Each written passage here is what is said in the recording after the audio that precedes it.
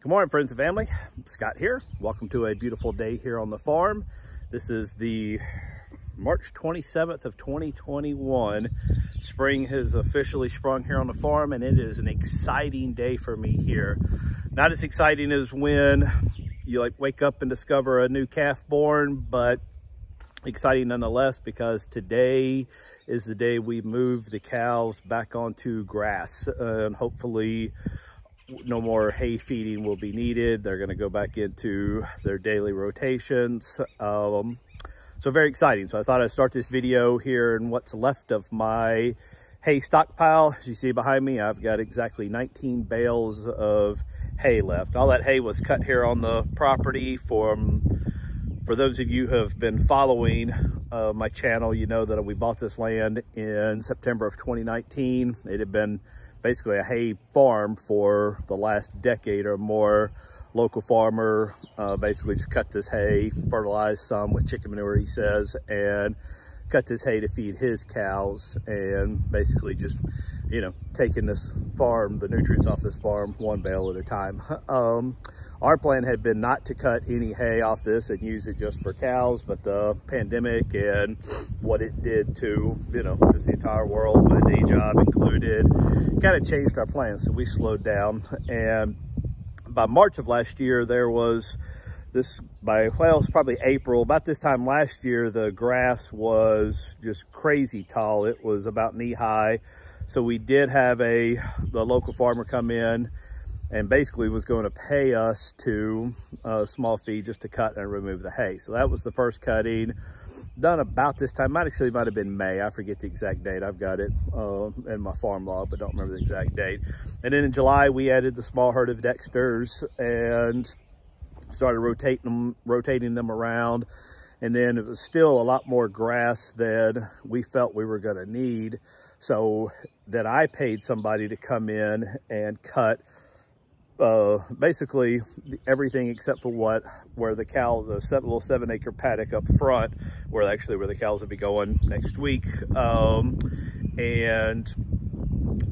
then they, you know, I paid him just a flat rate per bale. I turned around and sold it, produced just over 100 bales. I sold half of that, roughly, not quite half, and all but 59 bales. I had 59 bales for myself, and that I thought I would need to get me through the winter. And not knowing, you know, I use my own online research and talking to friends and, you know, other farmers as to what I was going to need. So I, you know, ended up with 19 bales more than I needed, but that's okay. I'd rather have too many and not enough. A lot of this hay was rolled out onto the ground to, I guess, start to rebuild these pastures, put some nutrients back. A couple bales did go over to the pigs. I think 3 bales total might have went to the pigs, and a lot of it did go into hay rings as we kind of transition to a more regenerative type farming. But anyway, let me show you where the cows are going to be going today. Okay, so here is the paddock where the calves are going to go to. As we know, we still have those 3 heifer calves and the 1 cow-calf pair that I don't want the cow to breed back because I think she's chondrodysplasia positive, which is a, you know, it's not doesn't affect the meat or anything like that, but it's a genetic issue with Dexters, and a lot of people think it's okay and they still breed those cows, but I'm just not going to have it in my herd. It was a cow I bought last year with the intention of doing exactly this to her. It was a pretty good deal. So she's going to freezer camp, as is her calf. Her calf will be next year. He's was born last year, so 29 months. But anyway, so one thing I'm gonna try to do this year is a better job keeping a log of where the cows are going and when. So this paddock right here, I'm going to call basically our home site pasture, because that's exactly what this is. This, hopefully by the end of this year, will be where our new home is built. But until then, there's no reason the cows cannot eat this. I mean, look at this. This is, I mean, just to give you an idea, I mean, it's taller than this is 12, 15 inches of good grass. There's a lot of clover mixed in with this. I think they're going to like being here very much. I'm calling this will be our home site because it kind of overlooks our pond, but this whole paddock, I mean, for these 4 cows should last them, or these 3 heifers and cow-calf pair. I call them all cows collectively, but I know that's not what they're officially cows until they have a baby. But anyway, this is where they're gonna start their rotation. And you know, it's kind of a pain keeping them separate from the rest of the herd. I'm actually this year thinking about going a different route and removing the bull and then keeping the entire herd together, just removing my bull and maybe a steer or two so he has a friend to kind of get them on a better breeding schedule. But I do think we got, you know, a few days worth of grazing opportunity here. All right, and here is where the main herd will go. I'm going to call this pig pen right, because right over here in this woods is my main pig pen. It's the first one, if you'll see my other videos on my pigs, where they started their life here on the farm at the end of last year. Now, this will be kind of a semi-permanent structure here in the next, I don't know, weeks or months. I'm probably gonna get the forestry mulcher to come in here and clear that out, and I'm gonna divide that out some, and that's gonna end up being my sow pen as we move into breeding our own. Now this grass isn't nearly as big or as tall as it is in the other spot, so the main herd is going to go here, and candidly they're only going to be here for one day. I really don't even want to put them over here yet, but just to kind of get the rotation going. There is some good clover in this, but the plan is they're going to go here for one day, pig pen right, and then they will come over here to what I'm going to affectionately call pig pen left. And this grass over here is taller, more like what I wish the other side was when I first moved them in. So I actually may be able to get 2 days out of this, who knows, because here's where the pigs are currently. They may have a week left in that pen, and then they're gonna move over here, and this will probably be the last move, as for at least the first 10 of them, as they all have appointments with freezer camp coming up. But part of my challenge is, and the reason why I'm trying to, you know, put them over there where they're probably not quite ready, and hold them for a day, and then over here for 2 days, is this. I'm in the middle of this well construction, and I'm really wanting to stay out of this area. That big well digger truck is right in front of my gate into this pasture on the other side of these trees and that fence line, which is where I want to start. I mean, that's a solid month of rotation right there. So the plan is, you know, early next week they're there, and then that's a month, and then they move over across the driveway to the other side. But I've got another video that I'm in the middle of working on. This well, which was supposed to be a 2 or 3 day project, has turned into a month and a half project. The well was originally supposed to go over here, but the well digging company, they were at the final stages where they had this big massive bit called a reamer that was reaming out the hole, and I guess it came unscrewed or broke off, or I don't know. But anyway, that's like a 400-foot hole right there, and at the bottom of that hole is their drill bit, which basically makes this hole unusable. So now they've got to move to the other side, and the reason we picked this location is Then here in a few months, this cabin's gonna go down and we'll start construction on our barn, and it's going right there. So I wanted the well kind of close to the barn. So they've started again over here on this side, and hopefully here in the next 2 or 3 days, this will all be gone, but have to check out that other video. As soon as it's all done, I'll put it all together. But still feel like I'm gonna be probably most likely trying to move cows into this pasture around that truck. Can be done. I mean, fortunately my cows are pretty tame, and for a bucket of range cubes will follow me just about anywhere. So let's get this set up and get some cows moved. Doing a quick little herd check, seeing what else we've got as far as calves. So I got our one cute little black calf, first one dropped over there. Nothing new so far. There's our other little bull calf there, still looking pretty good with up and around with his mama. This one right here is done, the only done cow I have. Caroline's her name. If my math is right, she should be due in about a week at the give or take, you know, assuming that she bred back at about 50 days from when her last calf was born. That puts her due exactly on April 1st. We shall see. But all of these, this one should be dropping pretty soon as well. She was bred around supposed to have been bred around the same time. Her calf is one of the ones over there in the heifer pen right now, so we shall see. But no new calves today, but a pen that is very much ready, I'm sure, to move to some fresh grass. They're out of hay.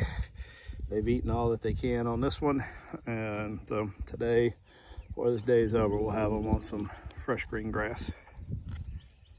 Okay, so the paddock is set up. It's ready for the calves. Again, it's only my 3 heifer calves from last spring, and then the cow-calf pair that I'm keeping separate from the bull.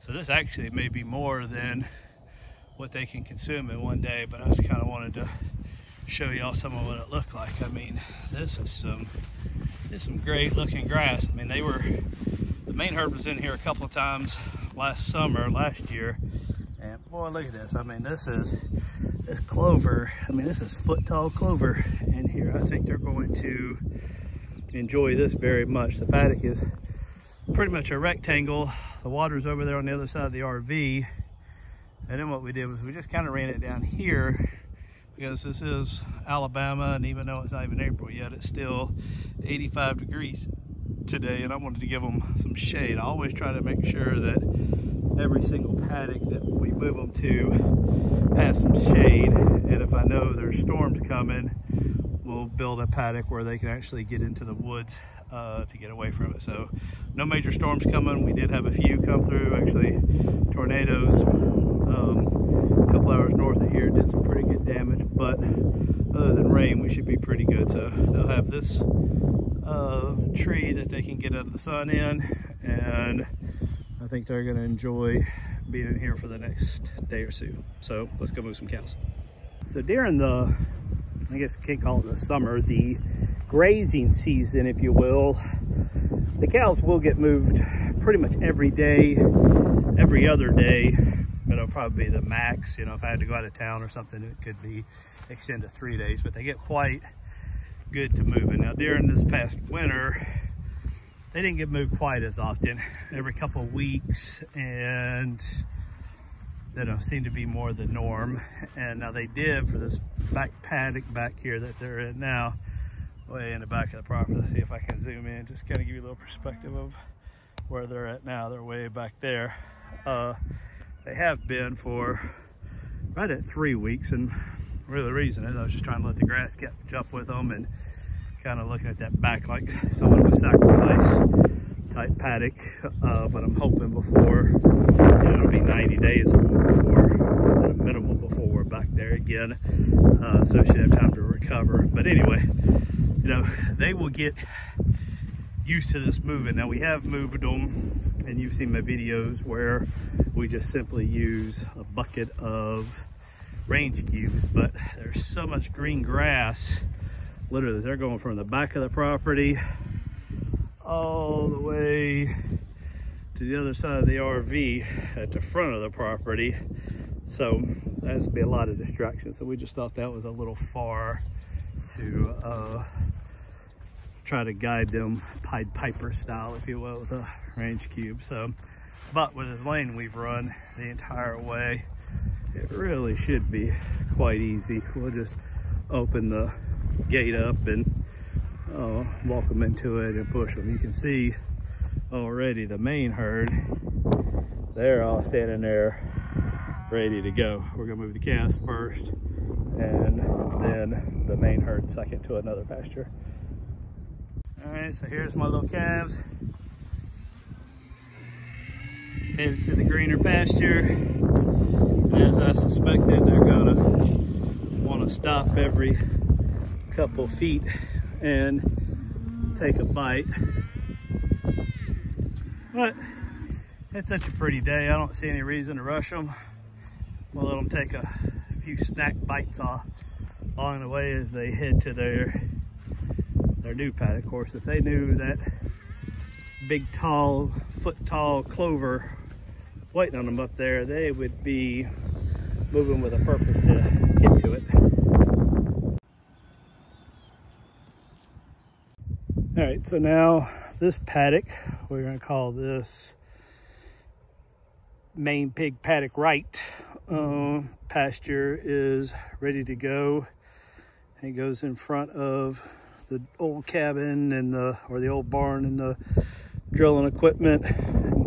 It's on a pretty big area. I went ahead and moved, that was the old bale of hay that the calves weren't eating in the other paddock. So I want to put that up here, and there's a bunch on the ground as well. Now this whole little wood line, they get all of that for shade and protection, and they may end up spending a few days in here depending on how work and other stuff goes. So I went ahead and made this a little bit bigger just in case. So let's go move some cows. They think there's range cubes waiting on them, but they're not. My wife's just shaking the little paddle, get them all coming. She's gonna walk them. I'm gonna take count, make sure there's no stragglers. This will be the two little calves' first moves ever.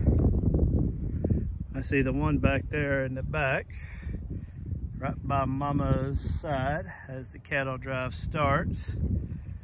We got a few that are just standing there.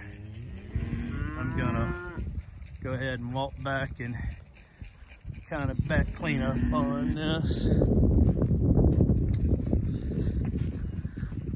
Come on, it's cattle drive to greener pastures, trust me.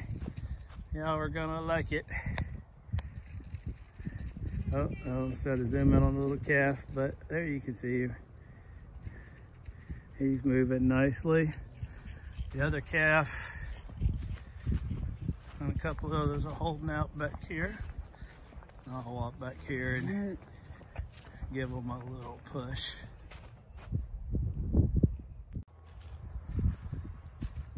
This little steer right here, he don't have a name other than Steer. He usually is one of the last ones hold out. So they're all in the lane now up here, except for these two. And just like the calves, they're gonna stop and take snacks, and there's really, I'm not gonna try to push them very hard. There's no rush. We got the rest of the afternoon to get them over there. Okay, so the entire herd is in the lane now, and as I kind of suspected they were gonna do, they're stopping and taking a few nibbles of the green grass along the way, which is okay, I guess. There's a lot better, pretty grass where they're going. But of course they don't know that.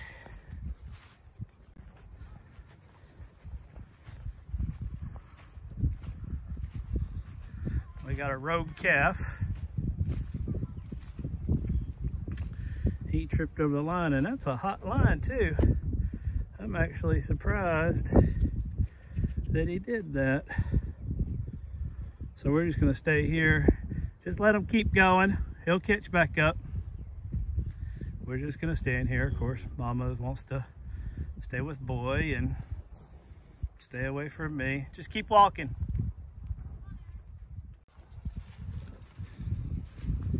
Little calf checking me out, little bull calf.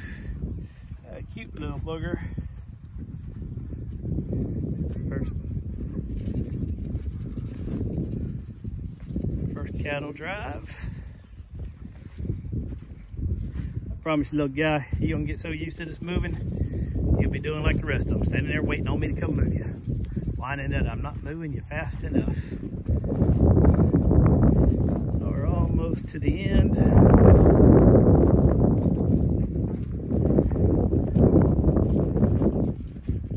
Cows are loving this green grass. This is, there's been a little bit of green grass growing where they're at, but that pasture, I think they were in that for right at 3 weeks, a lot longer than I wanted, but I just wanted to give this grass ahead of them enough time to get growing up so that they don't overgraze it, and we can start a good kind of rotation pasture management type. Cute little guy.